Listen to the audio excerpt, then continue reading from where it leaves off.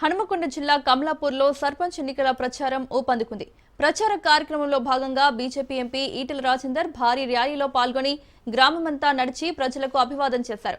ఈ సందర్భంగా ఆయన ప్రతి ఇంటి వద్ద ఆగి తమ అభ్యర్థికి ఓటు వేయాలని కోరారు.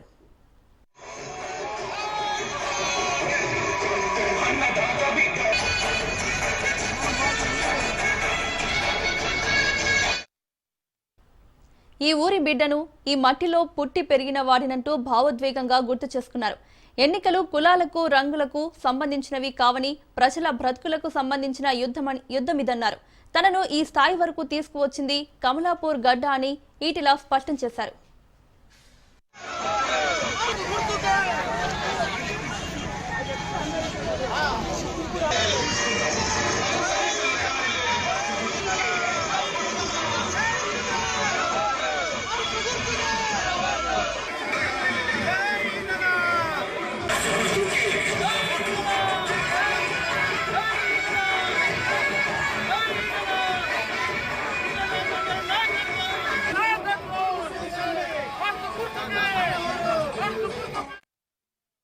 కాంగ్రెస్ ప్రభుత్వంపై ఈటెల మండిపడ్డారు. కాంగ్రెస్ ప్రభుత్వం వచ్చిన 2 ఏళ్లుగా సర్పంచుల బిల్లుల చెల్లింపులు నిలిచిపోయాయని విమర్శించారు.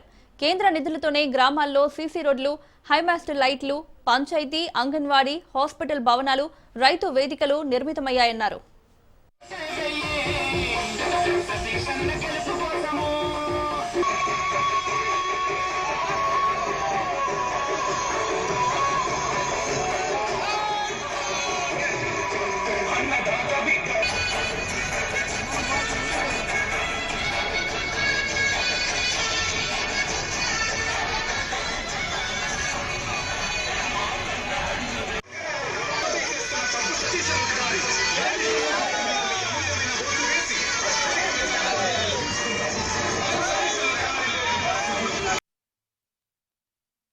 పరిమంతుని ఎన్నుకుంటే 5,000 నీకేం అవసరం పెడతారు తప్ప ఇవాళ 5,000 రూపాయలు 2,000 రూపాయలు ముఖ్యమా?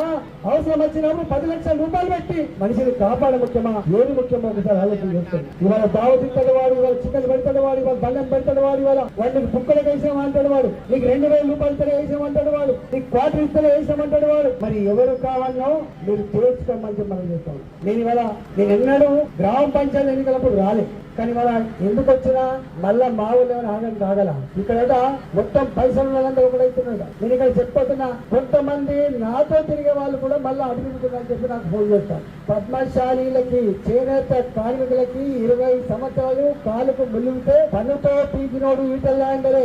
ఎవరు లేరు, గుర్తుపెట్టుకోండి. నేను నా ఆఫీసులో అన్నం పెట్టి, నా ఆఫీసులో మీటింగ్లు పెట్టి వాళ్ళకి ఏం కావాలో చేసే బిడ్డలు.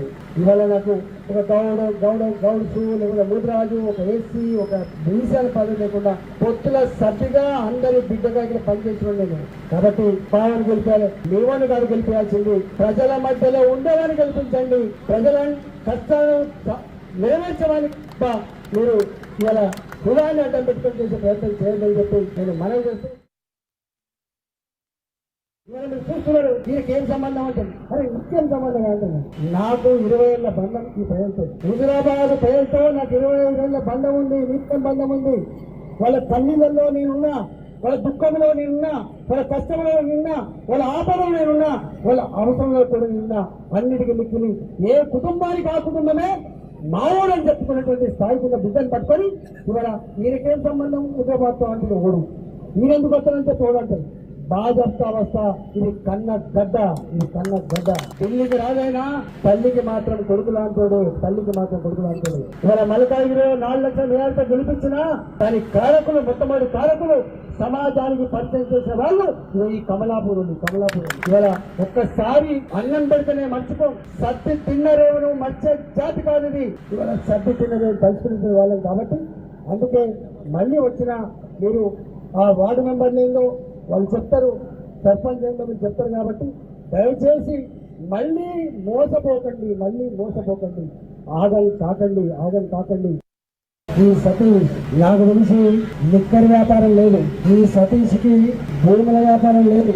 ఈ సతీష్ ప్రజల మధ్యలో ఉండి కో అంటే కో అని బిడ్డగా ఉన్నట్టుగా ఆయన ప్రజల్ని నమ్ముకున్నాడు, ధర్మాన్ని నమ్ముకున్నాడు. ఆయన శ్రమను నమ్ముకున్నాడు. ఒక ఆయన నాకు పైసలు ఎన్నిస్తాడు పైసలు మనుషులకు వెళ్ళగలుగుతారు. ఎవరైనా అంగట్లో పశువు వెళ్ళగలుగుతారు, దుకాణం పోతే ఒక వస్తువు వెళ్ళగలుగుతారు. కానీ ప్రజల ఆత్మగౌరవానికి నిలగట్టేటోడు వాడు మనిషి కాదని చెప్పి మనం చెప్తాం. వాడు మనం అవమానపడుతున్నట్టు అని చెప్పి మనం చెప్తున్నాం. ఇక ఉన్న వాళ్ళకి అంటే ఎవడో రియల్ ఎస్టేట్ చేస్తాడు, హైదరాబాద్ లో చక్కగా దిగుతాడు కార్లల్లో, వాడు ఓట్లు అడుగుతాడు, చక్కగా ఓటుకు 5,000 రూపాయలు ఇస్తాడు. వారికి ఓటు వేసి గెలిపిస్తే మళ్ళీ గదే వ్యాపారం చేసుకుంటాడు తప్ప నీ వాడకట్టులో నీ గుడిసెలలో ఉండే దుఃఖాన్ని చూస్తాడా అని చెప్పి అడుగుతా ఉన్నా. నేను అడుగుతా ఉన్నా, మీరు బంచిపోయి వాళ్ళ ఏడుపుకు వాళ్ళు కొంగు సాపితే మీరు ఏ కనికరించి ఓట్లేసిందో ఎనడన్నా నీ బస్తీకి వచ్చి నీ గుడిసెకి వచ్చి నీ ఆపదలో అండగా నిలిచేవాడు ఎవడన్నా ఉన్నాడా అని చెప్పి అడుగుతా ఉన్నా. ఉన్నాడా ఎవడన్నా? ఇవాళ అందుకే తాత్కాలికమైన దానికి ఎమోషనల్ కాకండి. ఇవాళ వాడు పెడితే ఒకటే రోజు పెడతాడు, కానీ 10 మంతుని ఎన్నుకుంటే 5 ఏళ్ళు నీకేం అవసరంగా పెడతాడు తప్ప ఇవాళ 5,000 రూపాయలు 2,000 రూపాయలు ముఖ్యమా? అవసరం వచ్చినప్పుడు 10 లక్షల రూపాయలు పెట్టి మనిషిని కాపాడ ముఖ్యమా? ఏది ముఖ్యమా? ఒకసారి ఆలోచన చేసుకోండి.